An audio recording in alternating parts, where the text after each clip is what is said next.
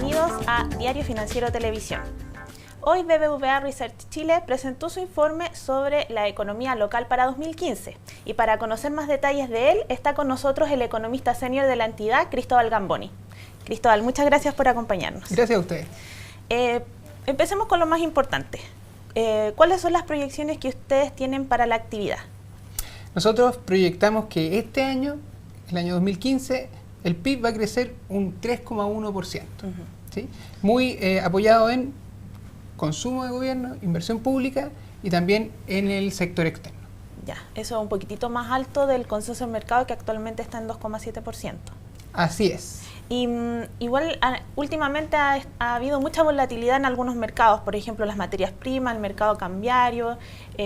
¿Cómo están viendo ustedes eso? Principalmente el tema del tipo de cambio. Sí. Bueno, este crecimiento de 3,1, aunque lo vemos probable, no está exento de riesgo. ¿Sí? Esta volatilidad que tú mencionabas en los commodities, etcétera, sí presenta riesgos, algunos riesgos bajistas, pero también otros riesgos que podrían considerarse favorables. Por ejemplo, la caída en el precio del petróleo. Claro. Genera mayores márgenes para la empresa, un mayor consumo disponible para los hogares. Entonces, esa caída del precio del petróleo, sí apoya nuestra proyección de crecimiento. ¿Qué pasa con el tipo de cambio? Nosotros también, distanciándonos un poco de lo que está diciendo parte del mercado, creemos que el tipo de cambio de aquí en adelante va a seguir una tendencia apreciativa. Yeah. Por lo menos por tres cosas. Primero, ya hablábamos de que la actividad este año, los niveles de actividad, van a ser mejores que los del año recién pasado. Claro. Por lo tanto, un mayor nivel de actividad es apreciativo para nuestra moneda. Segundo aspecto. Por ejemplo, si nos comparamos en lo que se refiere a tasa de crecimiento Chile versus Estados Unidos, mientras Estados Unidos anduvo bastante bien el año pasado, Chile vivió su peor momento de crecimiento después de varios años. ¿Sí? Obviamente que eso depreció nuestra moneda y es algo que le pasó también a otras economías emergentes. Claro. Entonces, este es un fenómeno que no se va a repetir durante 2015.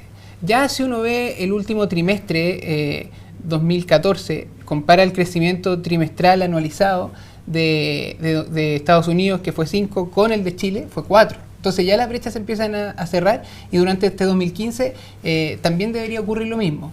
Por lo tanto, ahí hay otro factor que es apreciativo para nuestra moneda. Y a todo esto se suma lo del precio del cobre, que partió el año cayendo bruscamente, hasta situarse en niveles cercanos a $2,5 la libra, pero que nosotros no vemos que esté acompañado por fenómenos ni de oferta, ni de demanda, ni de inventario. Creemos que lo que ha ocurrido con el precio del cobre ha sido principalmente movimientos especulativos en el mercado chino. Por lo tanto, proyectamos que el precio del cobre va a cerrar en un promedio de $2,8 la libra en 2015 y eso implica que se va a recuperar de aquí hacia los próximos meses. También es apreciativo. Y eso plantearía un escenario favorable para la inflación también. Ustedes pronostican un 2,3% para este año.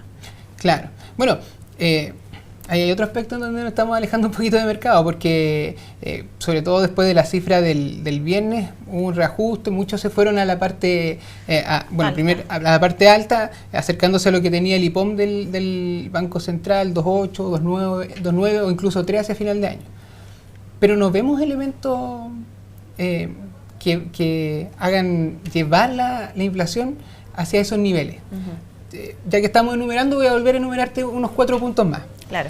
Por ejemplo, la misma apreciación cambiaria que nosotros estamos proyectando no genera mayor inflación. El año pasado, ¿qué ocurrió?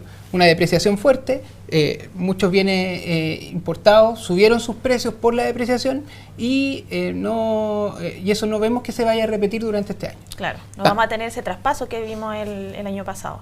Exactamente. Una demanda privada que no se recupera, una reforma tributaria que subió los precios de algunos productos el año pasado, pero que no los va a subir este año. Y también podríamos decir que la inflación afuera no pareciera traer riesgo a la inflación interna. Se conoció el dato de China, el último dato de inflación de 0,8. Por lo tanto, vemos la situación en Europa, por ejemplo, en Japón, etcétera. No vemos que afuera hayan elementos que uno diga, esa inflación se va a venir para acá también. ¿Sí? No vemos inflación afuera, no vemos razones de demanda, está el precio del petróleo también, Todas esas cosas suman, nos llevan a plantear un escenario en donde la inflación va a ir acercándose cada vez más al piso del rango de meta. Tolerancia. Y ese 2,3% igual presenta también un ambiente más favorable para el Banco Central para que tenga más manejo en el tema de la política monetaria. Bueno, exactamente. El Banco Central ha estado bien firme, podríamos decirlo, en su postura de que ya no van a haber más recortes, de acuerdo a lo que dicen los últimos comunicados. Y probablemente en la reunión de esta semana también va a haber una mantención. Sin embargo, en la medida que las cifras de inflación vayan por debajo de lo que estaba proyectando el Central, el Instituto Emisor va a tener que salir a inyectar un mayor estímulo monetario, ¿sí? Y en la medida que se materialice este 2,3 que nosotros estamos proyectando, o los registros de inflación vayan sorprendiendo negativamente, el Banco Central probablemente va a empezar a introducir recortes hasta situar la tasa de política monetaria, proyectamos entre 2 a 2,5%. Eso igual sería estimulante para la economía.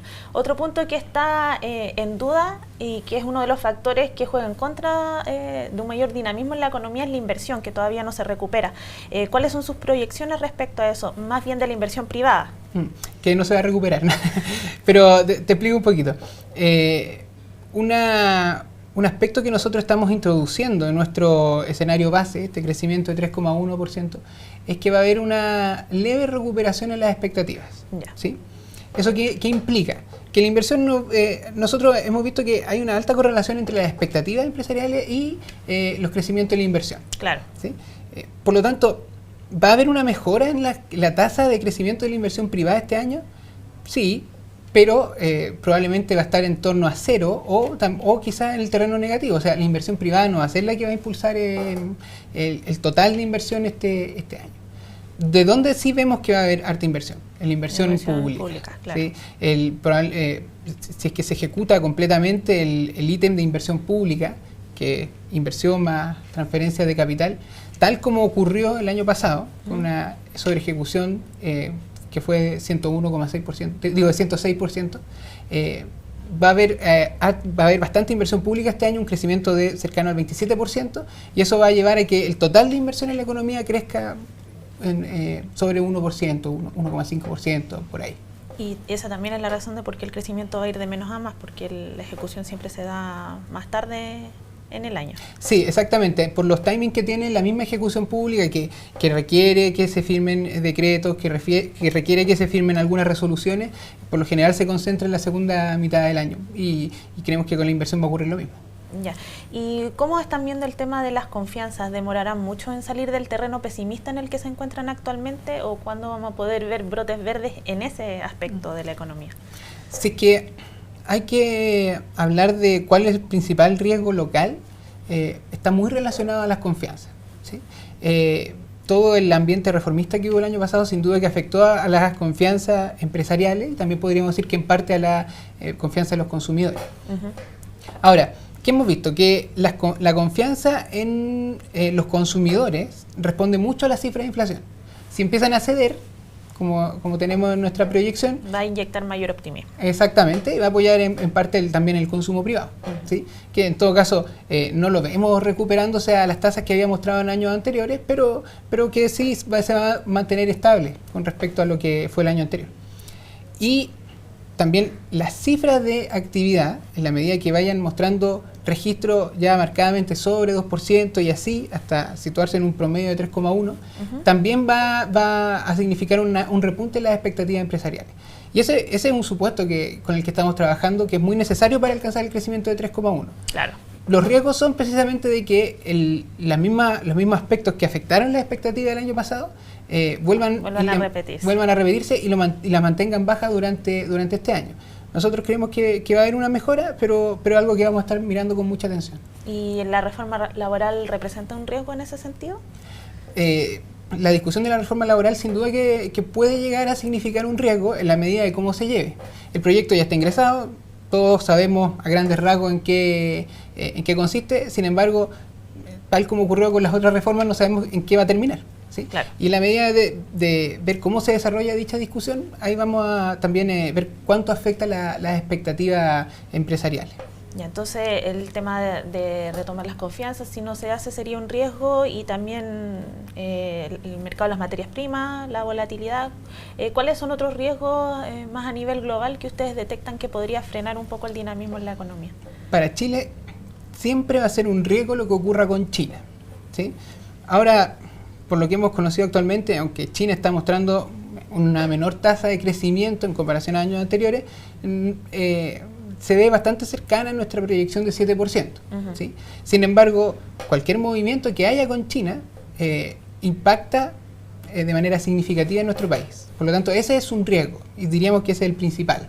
Y como segundo riesgo, ya no tan importantes como China para nuestro país, podríamos mencionar un aumento en los tipos de interés de Estados Unidos que nos sorprendan al alza antes de lo esperado, y también lo que ocurra con Europa finalmente.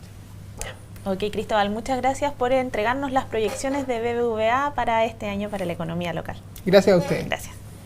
Bueno, yo me despido y nos encontramos nuevamente en una nueva edición de Diario Financiero Televisión. Muchas gracias.